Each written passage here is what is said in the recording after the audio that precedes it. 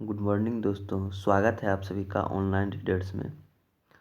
दोस्तों, आज हम केमिस्ट्री के फर्स्ट चैप्टर का ऑब्जेक्टिव देखेंगे, जो कि है पदार्थ की अवस्था। आज हम पदार्थ के बारे में देखने जा रहे हैं। आइए हम पहले कुछ मुख्य बिंदुओं को देख लेते हैं दोस्तों। सबसे पहले देखते हैं कि कोई वस्तु अगर गैस की अवस्था में है तो सॉलिड अवस्था में लाने के लिए उसको गैस से डिपोजिशन किया जाता है तो सॉलिड अवस्था में आता है। और सॉलिड से जब गैस अवस्था में जाता है डायरेक्ट, तो उसको सब्लिमेशन कहते हैं। लिक्विड से सॉलिड में आने के लिए उसको फ्रीजिंग किया जाता है, और सॉलिड से लिक्विड में जाने के लिए मेल्टिंग किया जाता है। लिक्विड से गैस में जाने के लिए उसको इवापोरेशन करना पड़ता है, उस विधि को इवापोरेशन कहते हैं। और गैस से लिक्विड में आने के लिए उसको कंडेंसेशन का कहा जाता है। गैस से लिक्विड में जाने के लिए कंडेंसेशन, संघनन कहा जाता है। ठीक है दोस्तों। ठोस का द्रव में बदलना क्या कहलाता है? मेल्टिंग कहलाता है, गलना कहलाता है। और द्रव का ठोस में बदलना जमना कहलाता है, फ्रीजिंग कहलाता है। गैस का सीधे ठोस में बदलना डिपोजिशन कहलाता है। और द्रव का वाष्प में बदलना तो इवोपरेशन, वाष्पीकरण कहलाता है। और वाष्प का द्रव में बदलना कंडेंसेशन माने संघनन कहलाता है। और सॉलिड से गैस में बदल जाना उसको सब्लिमेशन कहते हैं। ठीक है दोस्तों, सब्लिमेशन कहते हैं। आइए दोस्तों, आगे हम लोग देखते हैं सब्लिमेशन क्या होता है। ऊर्ध्वपातन, जब कोई पदार्थ ठोस से सीधे गैस में बदल जाता है तो यह पदार्थ ऊर्ध्वपाती पदार्थ कहलाता है, या उसको ऊर्ध्वपातन कहलाता है। कुछ एग्जाम्पल है जो कि ऊर्ध्वपातन विधि से सॉलिड से डायरेक्ट गैस बन जाते हैं, जो कि कपूर हुआ, आयोडीन हुआ, गंधक हुआ, जिसको सल्फर कहते हैं, नौसादर, NH4Cl जिसको कहते हैं, एंथ्रासीन हुआ, बेंजोइक एसिड जिसको बेंजोइक अम्ल कहते हैं, नेप्थेलीन हुआ, आयोडोफॉर्म हुआ, ये सभी जो हैं ऊर्ध्वपाती पदार्थ हैं। ठीक है दोस्तों, आइए आगे हम लोग देखते हैं। दोस्तों, परिवर्तन तो हम लोग जानते होंगे, भौतिक परिवर्तन एक रासायनिक परिवर्तन होता है। जब किसी वस्तु में, पदार्थ में अवस्था में परिवर्तन होता है तो उसको क्या कहते हैं? अगर अवस्था में परिवर्तन होता है तो उसको भौतिक परिवर्तन कहते हैं। अगर कोई चीज़ जलता है या केमिकली चेंजिंग होता है जो कि दोबारा वापस नहीं आ सकता है तो उसको हम रासायनिक परिवर्तन कहते हैं। तो भौतिक परिवर्तन से हम लोग ये सीखे कि उस पदार्थ को दोबारा वापस लाया जा सकता है, लेकिन रासायनिक परिवर्तन से दोबारा वापस नहीं लाया जा सकता है। आइए इसके कुछ एग्जाम्पल देखते हैं। पहला एग्जाम्पल है भौतिक परिवर्तन का, कार्बन डाइऑक्साइड CO2 में से सूखी बर्फ का बनना। ये भौतिक परिवर्तन, किसी भी चीज़ का अवस्था, जैसे कि सॉलिड से लिक्विड, लिक्विड से गैस, ये सब अवस्था चेंज होता है तो वो सभी भौतिक परिवर्तन में आते हैं। मोमबत्ती का पिघलना, पिघलने वाला हुआ तो भौतिक परिवर्तन हो गया। पानी से बर्फ बनना भौतिक परिवर्तन, पानी से वाष्प बनना भौतिक परिवर्तन, चीनी या नमक का पानी में मिश्रण कर देते हैं तो भौतिक परिवर्तन हो जाता है। आगे देखते हैं हम लोग दोस्तों, शुष्क बर्फ का सब्लिमेशन, तो ये भी भौतिक परिवर्तन हो गया। कपूर का जलना, ये गलत दिया हुआ है दोस्तों। अगर जलने वाला चीज़ होता है तो वो रासायनिक परिवर्तन में होता है, यहाँ मिसप्रिंट था। रेत का पानी में घुलना भौतिक परिवर्तन हो गया। अम्लीकृत जल का विद्युत उपघटन, ये भौतिक परिवर्तन हो गया। लोहे की चुंबकीयकरण, ये भौतिक परिवर्तन हो गया। अब नेक्स्ट है दोस्तों रासायनिक परिवर्तन। रासायनिक परिवर्तन के बारे में हम लोग देखते हैं। मक्खन का खट्टा होना रासायनिक परिवर्तन हो गया। मोमबत्ती का जलना जो भी हुआ रासायनिक परिवर्तन हो जाएगा। अगरबत्ती का जलना रासायनिक परिवर्तन हो गया। खाने का पचना भी रासायनिक परिवर्तन। लकड़ी का जलना रासायनिक परिवर्तन, या ईंधन कोई भी चीज़ जलता है तो रासायनिक परिवर्तन होता है। लोहे पर जंग लगना रासायनिक परिवर्तन हो जाएगा दोस्तों, जिसको ऑक्सीकरण, ऑक्सीकरण जो भी हो रासायनिक परिवर्तन हो जाएगा। मतलब ऑक्सीकरण से क्या होता है, जलता है, या जंग लग गया तो रासायनिक परिवर्तन हो गया। दूध से दही बनना तो वो रासायनिक परिवर्तन हो गया। फास्फोरस को कैरोसिन तेल में डालना ये रासायनिक परिवर्तन है। सोडियम को पानी में डालना ये भी रासायनिक परिवर्तन हो गया।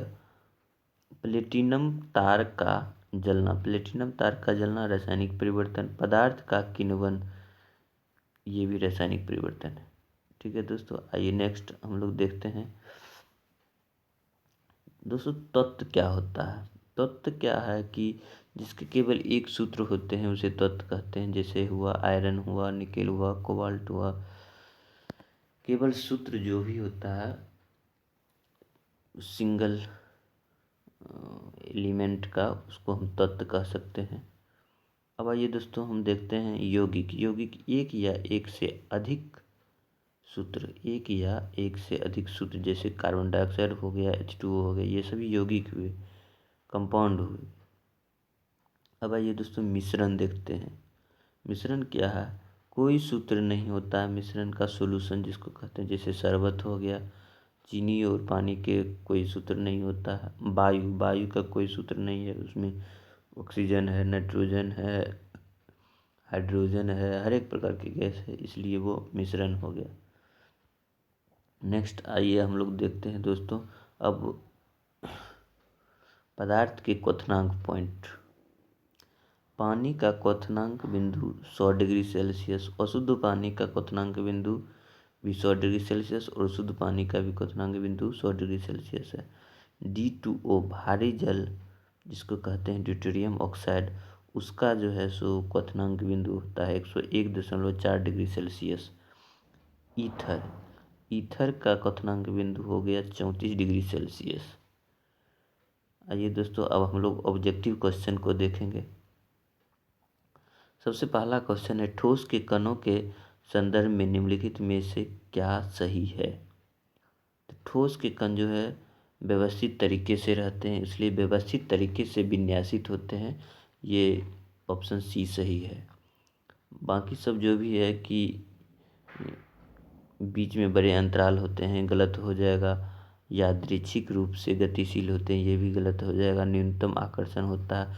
ठोस का जो है मॉलिक्यूल जो होता है बहुत करीब करीब सटा रहता है और इसमें आकर्षण बल भी अधिक रहता है, तो ये तीनों ऑप्शन गलत है और सी ऑप्शन सही है।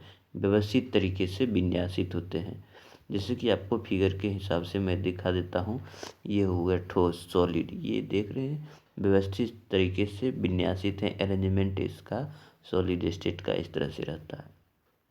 आइए दोस्तों नेक्स्ट सेकंड नंबर क्वेश्चन देखते हैं। अम्लीय वर्षा होती है। अम्लीय वर्षा जो होती है सल्फर का ऑक्साइड होता है और नाइट्रोजन का नाइट्रस ऑक्साइड होता है। तो यहाँ पर देख रहे हैं दोस्तों सल्फर ऑक्साइड है, ये सही होगा और ये भी सही होगा। यहाँ या कर दिया है तो ये गलत हो जाएगा दोस्तों, तो इसलिए मेरा ऑप्शन हो जाएगा A एंड B बोथ। आइए दोस्तों नेक्स्ट क्वेश्चन देखते हैं। अभी तक वैज्ञानिकों द्वारा पदार्थ की कितनी अवस्थाएं तय की गई है, तो इसका सही आंसर हो जाएगा दोस्तों B। 5 अवस्थाएं हैं, solid, liquid, gas, Bose-Einstein condensate और प्लाज्मा। नेक्स्ट है दोस्तों, नीचे दी गई आकृति से क्या अनुमान नहीं लगाया जा सकता है। तो क्या अनुमान नहीं लगाया जा सकता है, तो इसका ऑप्शन हम लोग देखते हैं दोस्तों। ये सॉलिड हो गया, लिक्विड हो गया, गैस हो गया, ये प्लाज्मा हो गया। तो पदार्थ के चारों अवस्थाओं की आणविक व्यवस्था देखी जा सकती है। ये देख सकते हैं कि हम पदार्थ की अरेंजमेंट किस तरह से है, ये तो हम देख सकते हैं दोस्तों। प्लाज्मा एक तरल पदार्थ है जो शरीर की सभी कोशिकाओं में मौजूद रहती है दोस्तों। इस अरेंजमेंट से हम ये नहीं कर सकते हैं कि प्लाज्मा एक तरल पदार्थ है, तो इसलिए ये बी मेरा सही आंसर हो जाएगा कि इससे हम ये अनुमान नहीं लगा सकते हैं कि प्लाज्मा एक तरल पदार्थ है। ठीक है दोस्तों, आइए नेक्स्ट क्वेश्चन की ओर हम देखते हैं। 5वां क्वेश्चन है, डैश में विसरण अत्यधिक तीव्रता से होती है। अत्यधिक तीव्रता से किस में होती है विसरण? तो गैस में होती है दोस्तों। नेक्स्ट क्वेश्चन है, निम्नलिखित में से किसके अणुओं के बीच आकर्षण बल अधिकतम होती है? तो आकर्षण बल, अट्रैक्शन फोर्स सबसे ज़्यादा ठोस में होगा दोस्तों, सॉलिड में होगा। नेक्स्ट है दोस्तों, पदार्थ के संदर्भ में निम्न में से कौन सा कथन सही नहीं है? पदार्थ के संदर्भ में कौन सा कथन सही नहीं है? पहला ऑप्शन है, पदार्थ के कणों के बीच कोई आकर्षण बल नहीं होता है। ये ऑप्शन गलत है दोस्तों। पदार्थ के मॉलिक्यूल्स के बीच में आकर्षण बल होता है। पदार्थ के कण द्रव और वायु में सतत स्थानांतरित होते हैं। तो ये भी सही है दोस्तों। तो ये पूछ रहा है कथन सही नहीं है, तो कथन यही सही नहीं है दोस्तों, ए ऑप्शन हो जाएगा। नेक्स्ट है दोस्तों, यदि अमोनिया गैस है, यदि अमोनिया गैस हो तो कपूर क्या है दोस्तों? ठोस हो जाएगा, कपूर ठोस होता है। नेक्स्ट क्वेश्चन है, मिश्रण प्राकृतिक में डैश होता है, या तो समांगी होगा या विषमांगी दोनों हो सकता है दोस्तों। तो सी मेरा ऑप्शन हो जाएगा। नेक्स्ट है दोस्तों, निम्नलिखित में से कौन सा विषमांगी मिश्रण है? तो इसका सही आंसर हो जाएगा दूध। नेक्स्ट है दोस्तों, सामान्य पदार्थ से भौतिक अवस्था में शामिल नहीं होती है। सामान्य पदार्थ के भौतिक अवस्था में शामिल नहीं है, तो कौन सा भौतिक अवस्था में शामिल नहीं है? इसका सही आंसर हो जाएगा दोस्तों कोलाइड। भौतिक अवस्था में शामिल नहीं है। जैसे गैस, मिट्टी, तरल, ये सब भौतिक अवस्था में शामिल है, जबकि कोलाइडल जो है भौतिक अवस्था में शामिल नहीं है। नेक्स्ट है दोस्तों, निम्नलिखित में से कौन सा कथन गलत है? कौन सा कथन गलत है वो हमें चुनना है। पदार्थ के कण स्थिर अवस्था में होते हैं, तो ये ऑप्शन गलत हो जाएगा दोस्तों, क्योंकि लिक्विड के कण तो मूव करते रहते हैं। पदार्थ के कण बहुत छोटे होते हैं, तो कण तो बहुत छोटे होते हैं, ये ऑप्शन सही है दोस्तों। और पदार्थ के कण एक दूसरे से आकर्षित होते हैं, ये भी सही है। और पदार्थ के कण के बीच रिक्त स्थान होती है, ये भी सही है। पहला ऑप्शन गलत है दोस्तों, तो मेरा सही ऑप्शन सही हो जाएगा ए नंबर। नेक्स्ट है दोस्तों, डैश एक शुद्ध पदार्थ है। शुद्ध पदार्थ क्या हो जाएगा दोस्तों? यहाँ देखिए, चीनी का घोल है, मीथेन है, दूध है, वायु है, तो मीथेन शुद्ध पदार्थ हो जाए, क्योंकि इसका फॉर्मूला CH4 होता है। तो फॉर्मूला हो गया, इसलिए इसको शुद्ध पदार्थ कहेंगे दोस्तों। नेक्स्ट है दोस्तों, हवा एक है, तो हवा क्या है? तो दोस्तों हवा एक मिश्रण है, जो कि तत्व और यौगिक दोनों का मिश्रण होता है। डी ऑप्शन हो जाएगा। नेक्स्ट है दोस्तों, विज्ञान में कौन सा नियम मिश्रण के गुणों का पालन नहीं करता है? तो मिश्रण के गुणों का पालन नहीं करता है, इसकी संरचना तय, मिश्रण की संरचना तय नहीं होती, मिश्रण की संरचना तय नहीं होती है, यही जो नियम है पालन नहीं करता है कि मिश्रण की संरचना तय है। यही ऑप्शन जो है हो जाएगा दोस्तों। नेक्स्ट क्वेश्चन है दोस्तों, शक्कर के घोल में शक्कर एक क्या है? शक्कर एक है घुला हुआ पदार्थ है, शक्कर एक घुला हुआ पदार्थ है। नेक्स्ट है, डैश एक यौगिक नहीं है। लेड एक यौगिक नहीं है दोस्तों। जैसे चौक हो गया, सल्फर डाइऑक्साइड हो गया, हाइड्रोजन सल्फाइड हो गया, ये सब यौगिक है। लेकिन लेड Pb जो होता है, प्लम्बम, ये हो गया एक एलिमेंट है, तत्व है। नेक्स्ट है दोस्तों, इनमें कौन सा रासायनिक परिवर्तन नहीं है? तो रासायनिक परिवर्तन नहीं है, उसको चुनना है। तो ईंधन का दहन, ये भी रासायनिक परिवर्तन है। अम्लीकृत जल का विद्युत उपघटन, ये भौतिक परिवर्तन है दोस्तों। तो मेरा सही ऑप्शन यही हो जाएगा, बी नंबर। नेक्स्ट है दोस्तों, इनमें से कौन सा एक रासायनिक परिवर्तन है? कौन रासायनिक परिवर्तन है, उसको हमें चुनना है। मक्खन का खट्टा होना, ये रासायनिक परिवर्तन हो जाएगा दोस्तों। लोहे में जंग लगना, इनमें से किसका समान उदाहरण है? तो लोहे में जंग लगना एक रासायनिक परिवर्तन है। Chemical change. नेक्स्ट क्वेश्चन है दोस्तों, रेत और चीनी का मिश्रण, रेत और चीनी का मिश्रण डैश का एक उदाहरण है। तो विजातीय मिश्रण है। ठीक है दोस्तों। नेक्स्ट क्वेश्चन है दोस्तों, निम्नलिखित में से कौन सा भौतिक परिवर्तन नहीं है। तो पदार्थ का किण्वन एक भौतिक परिवर्तन नहीं है।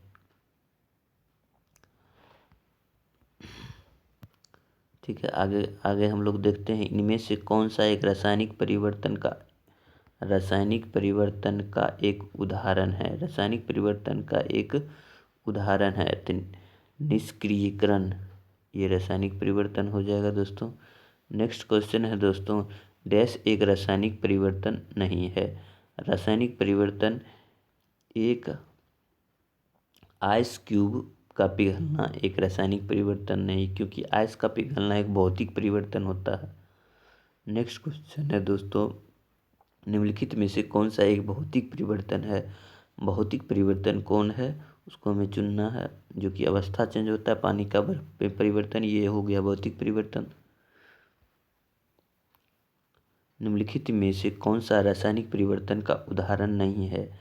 रासायनिक परिवर्तन का कौन सा उदाहरण नहीं है। भोजन का पचना रासायनिक परिवर्तन हो गया, दूध का दही बनना रासायनिक परिवर्तन हो गया, जल का जलवाष्प बदलना ये रासायनिक परिवर्तन नहीं, ये भौतिक परिवर्तन है।